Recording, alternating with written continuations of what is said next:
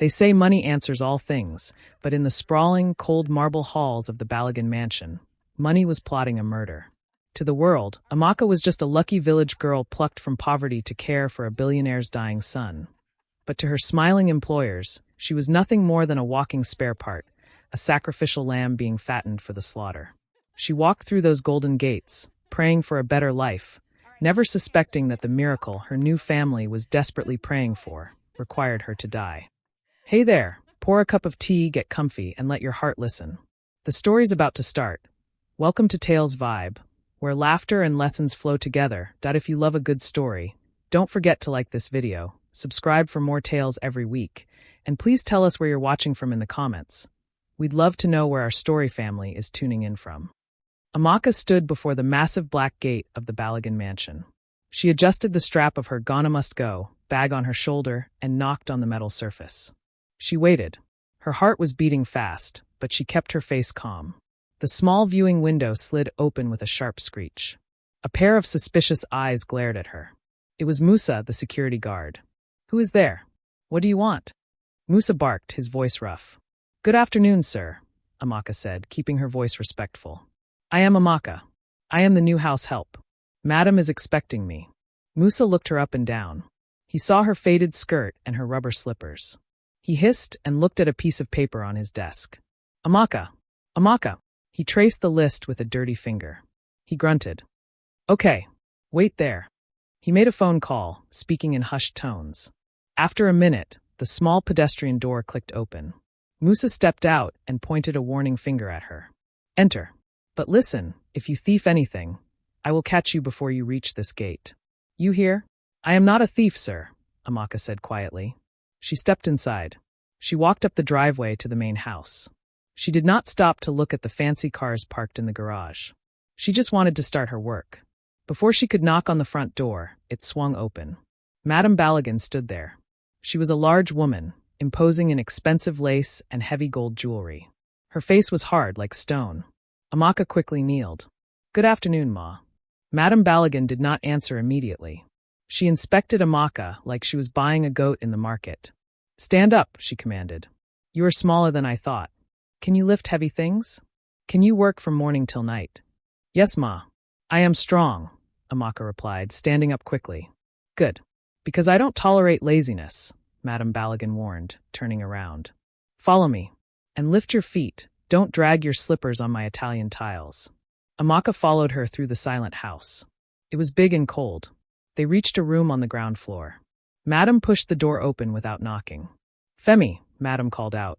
In the center of the room, a young man sat in a wheelchair. He was facing the wall, his back to them. He did not move. He did not speak. Madame sighed, a sound of impatience. She pointed at him. "Amaka, this is Femi, my son. This is your assignment. You are not here to cook for the whole house or wash my clothes. You are here for him. You clean him, you feed him, you give him his drugs. You are his hands and his legs." Amaka looked at the young man. He seemed lonely. "Yes, Ma. He does not talk much," Madame added. "Don't disturb him with village gossip. Just do your work." Madame walked out, leaving the door open. Amaka stood in the silence. "Good afternoon, sir," she said softly. Femi did not turn around. He lifted his hand lazily and waved her away, dismissing her without a single word. Amaka moved to the corner of the room and set her bag down. She knew immediately that this job would not be easy. The next morning, the house was quiet, but Amaka was already awake. She tied her wrapper firmly around her waist and carried a serving tray into Femi's room. On the tray was a plate of boiled yam and egg sauce, steaming hot. Femi was exactly where she had left him the day before, sitting in his wheelchair by the window, staring at the empty garden. "Good morning, sir," Amaka said cheerfully. She set the tray on the small table beside him. "Madam said you must eat before you take your medicine." Femi did not answer. He did not even blink. Amaka moved closer. "Sir, the food will get cold. Please manage a little." Femi turned his head slowly. His eyes were red and tired. He looked at the food, then at Amaka. Suddenly, a wave of anger crossed his face. He swept his arm across the table. Crash! The plate flew across the room. The yam scattered on the floor, and the ceramic plate shattered into sharp pieces. The red oil from the sauce stained the white tiles. "I said I am not hungry." Femi shouted, his voice hoarse. Get out! Amaka did not flinch. She did not scream or run to call his mother. She simply looked at the mess, then at Femi. She saw his hand shaking, not from anger, but from weakness. Without a word, Amaka knelt. She gathered the broken pieces of the plate carefully. She used a rag to wipe the oil from the floor until the tiles were white again. She did not complain. She did not look at him with pity. She just did the work. Femi watched her. He expected her to cry or report him to Madam. But Amaka stood up, took the dirty rag and the broken pieces, and walked to the door. I will bring tea instead, she said softly. It is lighter for your stomach. Femi was stunned into silence. Hours later, the afternoon heat had settled over the room. The air conditioner hummed softly. Femi was reading a book, but his throat was dry. He reached for the glass of water on the side table. His fingers stretched, but the glass was just an inch too far. He strained his body, gritting his teeth. His wheelchair shifted, but he still couldn't reach it. He felt useless. A simple glass of water was defeating him. He let out a frustrated sigh and dropped his hand. Suddenly, a brown hand appeared. Amaka picked up the glass. She did not try to feed him like a baby. She simply moved the glass closer, placing it right next to his hand on the armrest. Femi looked up. Amaka was standing there, her hands clasped behind her back. She wasn't smiling or mocking him. She just waited. Femi picked up the glass and drank. The cool water soothed his throat.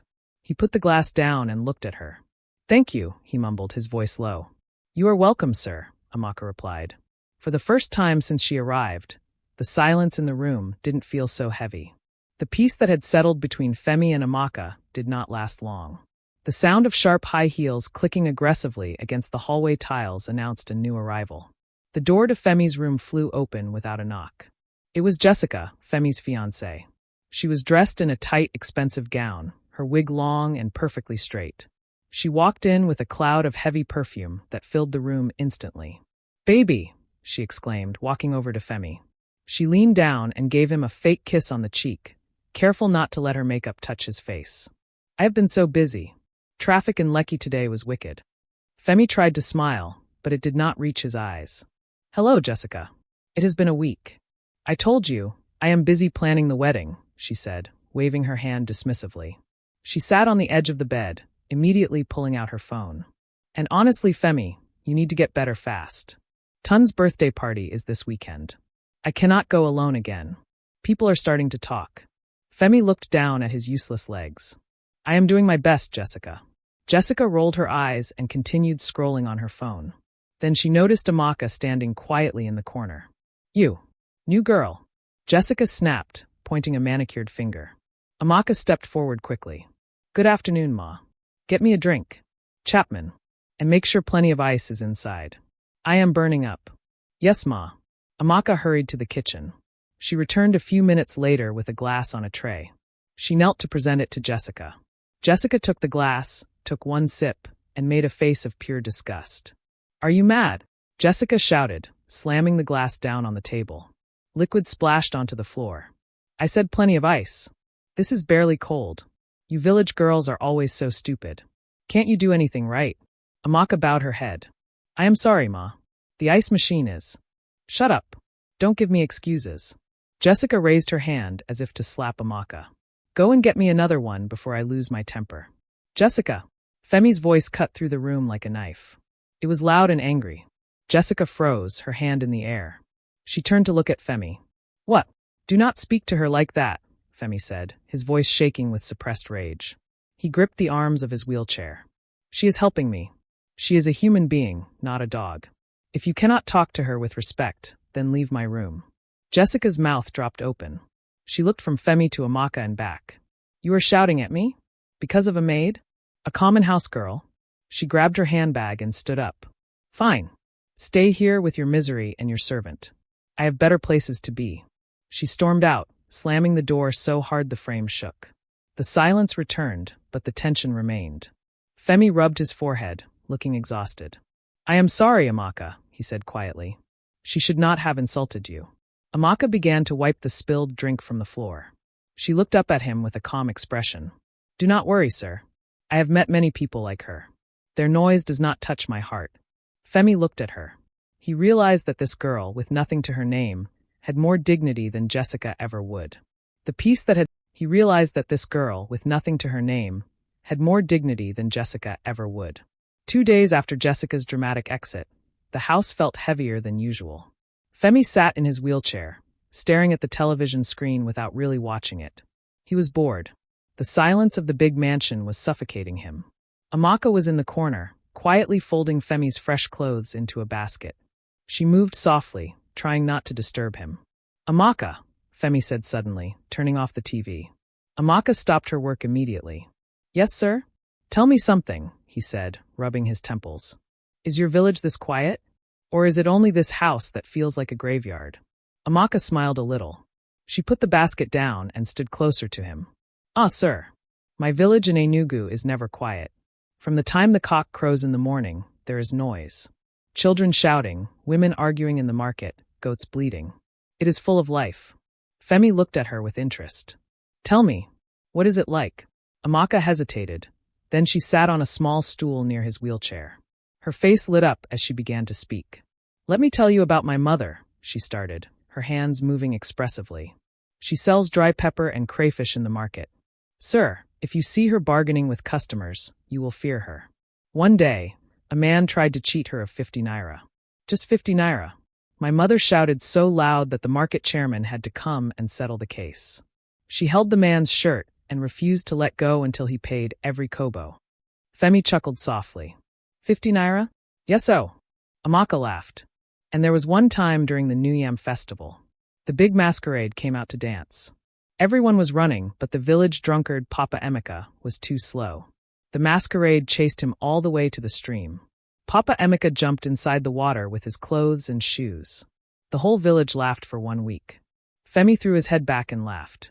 It was a deep, rusty sound, like something that hadn't been used in a long time. He laughed until tears gathered in the corners of his eyes.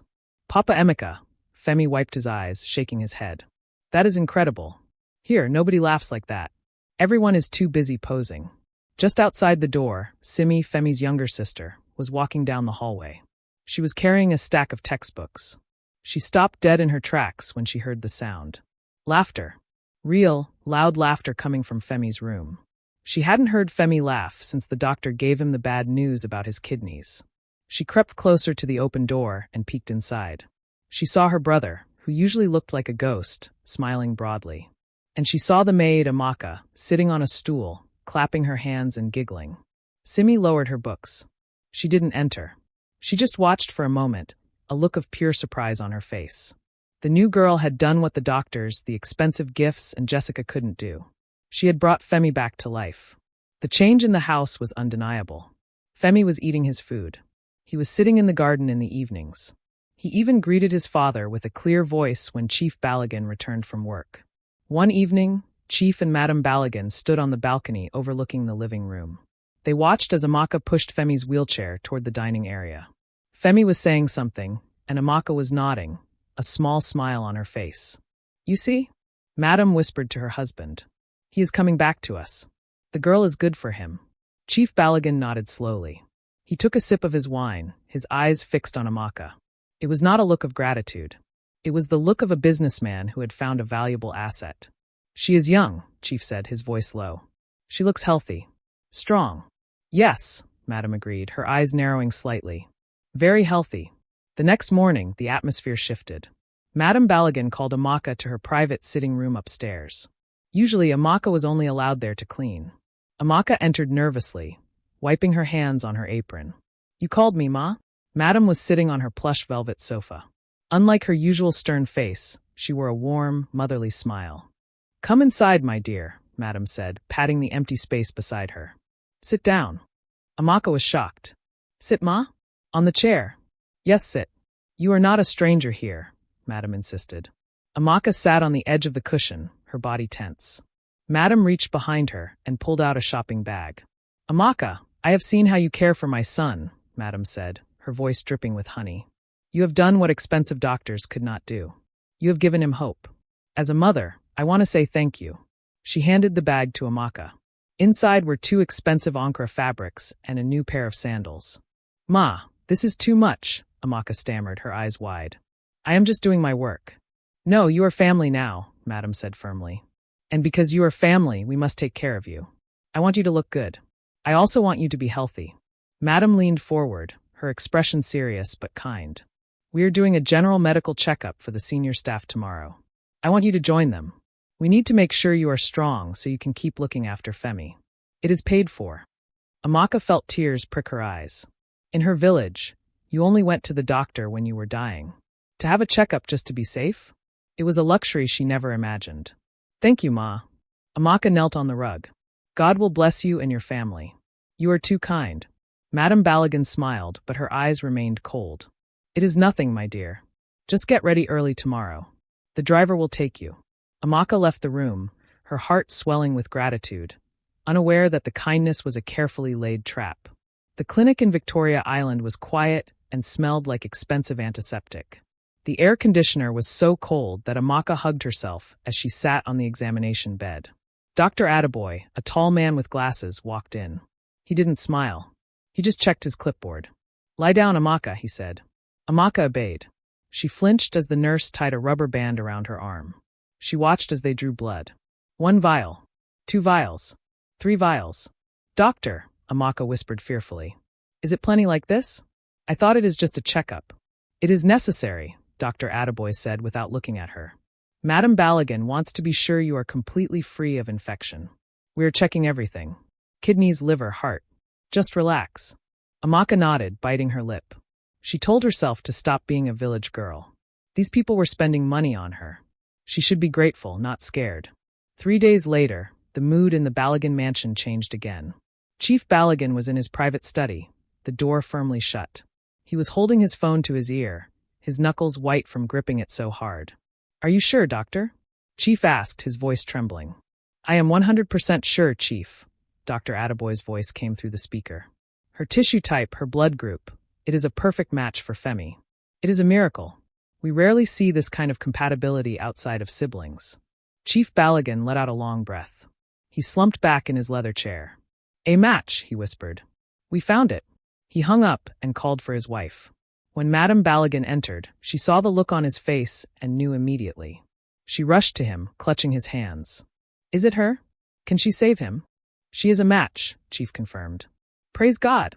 Madame shouted, raising her hands. We will pay her. We will give her anything she wants. Chief shook his head slowly. His face became dark and hard. No, we cannot ask her. Why? Madame asked, confused. If we ask, she might say no. Or she might tell people. Kidneys are not things you buy in the market, woman. It is illegal. If Femi finds out, he will refuse. If the police find out, we go to jail. Madame lowered her hands. So, what do we do? Chief leaned forward, his voice dropping to a dangerous whisper. We will tell her we are all going to India for Femi's treatment. We tell her we need her help to carry him. Once we are there, the doctors I know will handle the surgery. And after? Madame asked, her eyes widening. What happens to Amaka after she wakes up without a kidney? Chief looked his wife in the eye. She will not wake up. There will be complications. A tragic accident during surgery. We will cremate the body there and bring back the ashes. No one will ask questions about a poor village girl. Madame Balogun covered her mouth. Silence filled the room. Then slowly she nodded. For Femi, she whispered. We do it for Femi. The plan was set. Tickets were booked. The air in the house hummed with the nervous energy of preparation. Madame Balogun told everyone they were going to India for a special therapy that would help Femi walk again. Amaka was excited, packing her small bag with the new clothes Madame had given her, believing she was going to see the world. Late that night, the house was silent, wrapped in darkness. Simi, Femi's sister, came downstairs to the kitchen to get a bottle of water. As she walked back up the grand staircase, she saw a sliver of light coming from under the door of her father's study. She paused. It was past 1 a.m. Why was her father still awake? She heard her mother's voice, low and urgent. Chief, are you sure this doctor in India can be trusted? Simi crept closer. She knew she shouldn't listen, but something in her mother's tone made her stomach turn. She pressed her ear against the cool wood of the door. He has been paid, Chief Balogun's voice rumbled. He knows what to do. The girl goes in for a checkup before Femi's procedure. They put her to sleep. They take the kidney. Simi's hand flew to her mouth to stifle a gasp. Kidney? And the disposal? Madame asked, her voice trembling slightly. I told you, Chief snapped, his voice cold and final. Cardiac arrest on the table. It happens. We pay for the cremation immediately. We tell her family she died of a sudden illness. We give them a few million naira. They will cry for a week and then forget. It is just, she is a good girl, Madam whispered. She is a sacrifice. Chief hit his desk, the sound echoing slightly. Do you want your son to die? Or do you want the maid to live? Choose. I choose my son, Madam said quickly. I choose Femi. Simi backed away from the door, her heart pounding against her ribs like a trapped bird. Her legs felt like jelly. Her breath came in short, sharp gasps. Murder. Her parents were planning cold-blooded murder. They were going to carve Amaka up like a piece of meat and burn her body to ash. She looked down the dark hallway towards the servant quarters where Amaka was sleeping, probably dreaming of the trip to India, thinking it was a blessing. Simi felt sick. She had grown up with wealth, protected from the harsh realities of the world. But this was evil. She couldn't just go back to bed. She couldn't let them kill an innocent girl. She needed an ally. Gathering every ounce of courage she had, Simi turned and ran silently towards Femi's room. Her hand shook as she reached for the doorknob. She prayed he was awake. Simi burst into Femi's room, her breathing ragged. She didn't wait for him to ask questions. She immediately turned the lock on the heavy wooden door with a sharp click. Femi was sitting up in bed, reading a Bible. He looked up, startled by her sudden entrance. Simi, what is pursuing you by this time of the night? Is the house on fire? Yes, Simi whispered, her back pressed against the door. But not the kind with fire. Femi, we are in trouble. Femi frowned, putting his book down. Come and sit. Tell me, did you fight with your boyfriend again? Simi rushed to his bedside, grabbing his hand. Her palms were sweating. Femi, listen to me very carefully. You know the trip to India? The therapy? Yes, for my legs. We travel in 2 days. It is a lie, Simi said, tears spilling down her cheeks. It is not for therapy. It is for a transplant. Amaka is a match for your kidney. Femi looked confused. A match? But nobody told me. If she is a match, why didn't they ask her? We can pay her. Simi shook her head violently. They are not going to ask her, Femi. I heard them. Dad and Mom in the study. They said they will take the kidney by force. Femi pulled his hand away. Stop it. That is a heavy accusation. Mom and Dad are desperate, but they are not murderers. They are Christians. They cannot do that. They are doing it, Simi hissed. She pulled her phone from her pocket. Her hands were shaking so much she almost dropped it. I knew you wouldn't believe me. I recorded the end of their conversation. Listen. She pressed play. The room was silent except for the crackly audio recording. Cardiac arrest on the table. It happens. Chief Balagan's voice was unmistakable. Do you want your son to die? Or do you want the maid to live? Then Madam's voice. I choose my son. I choose Femi. The recording ended. Femi sat frozen. The silence in the room was louder than a scream. He felt like someone had punched him in the stomach. His parents, the people who bought him cars, who prayed for him, who loved him, were planning to butcher an innocent girl for his sake. They want to kill her, Femi whispered, his voice breaking. Because of me?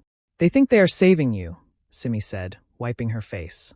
But Femi, if Amaka dies, her blood is on our heads. Femi looked down at his useless legs.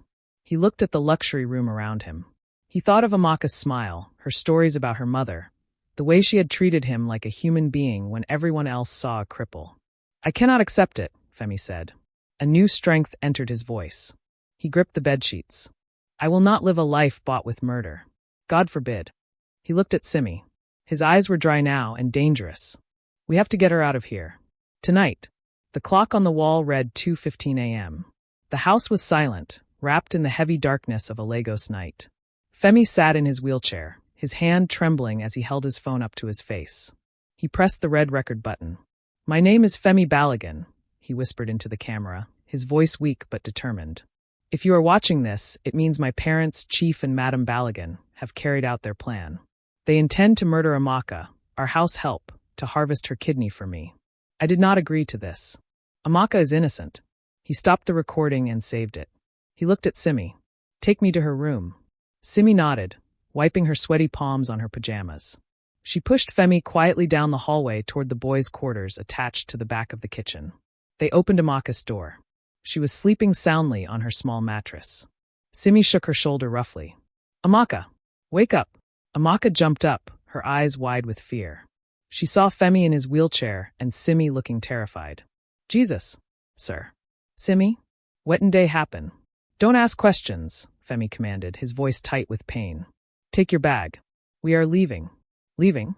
To where? Sir, it is night. Amaka, if you stay here, you will die, Femi said, looking deep into her eyes. Please. Trust me. Amaka saw the fear in his eyes. She grabbed her gonna-must-go bag, her hands shaking. I will handle Musa at the front gate, Simi whispered. Use the old laundry gate at the back. The padlock is rusty, but the key is under the generator house stone. I left it there. Simi hugged Femi tight. Be safe, brother. Then she ran towards the front compound. Amaka pushed Femi through the dark kitchen and out the back door. The night air was thick and humid. She found the key under the stone near the noisy generator house. Her fingers fumbled with the rusty padlock on the small laundry gate. Clang. The gate groaned as she forced it open. They squeezed through into the dark street behind the estate. A taxi, which Simi had secretly ordered on her app, was waiting under a street lamp. Oga Nayu? The driver asked, looking at the man in the wheelchair. Yes. Open the boot, Femi gasped. He was sweating profusely. The stress was taking a toll on his body. Amaka helped Femi into the back seat. He felt lighter than she expected, frail like dry leaves. She collapsed beside him as the car sped off. Where to? The driver asked. Mainland, Femi wheezed. Any hotel in Surulere. Just drive. As the taxi crossed the third mainland bridge, leaving the island of wealth and wickedness behind, Femi took Amaka's hand. He placed his phone in her palm. Keep this, he whispered, closing his eyes. It is your life. They checked into a small, nondescript hotel in Surulere. The room smelled of old damp carpet and strong air freshener. It was ugly, but it was safe. Femi lay on the bed, his chest heaving.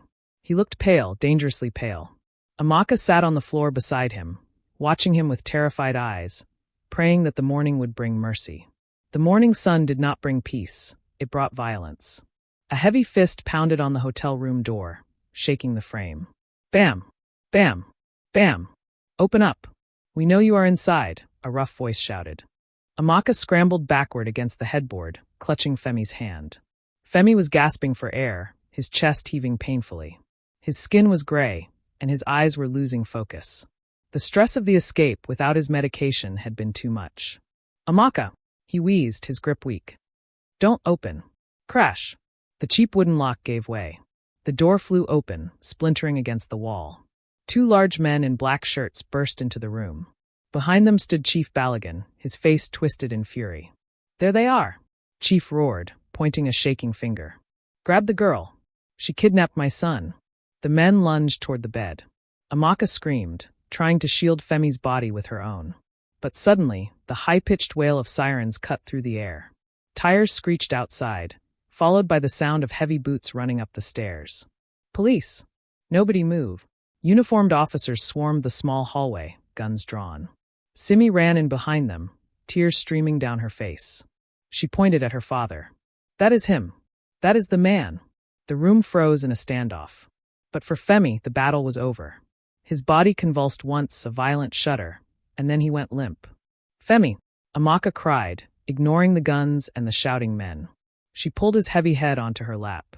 Sir, please, stay with me. Femi's eyes fluttered open one last time. He looked at Amaka, then at his sister. A faint, peaceful smile touched his lips. Live, he whispered, his voice barely a breath. Live for me. His eyes closed. His hand slipped from Amaka's grip and fell onto the bedsheet. He was gone. A wail of pure grief tore from Amaka's throat, filling the small room. Chief Balagan tried to regain control, puffing out his chest. Officer, you see, my son is dead because of this village witch. She stole him from his medical care. Arrest her. Liar. Simi screamed.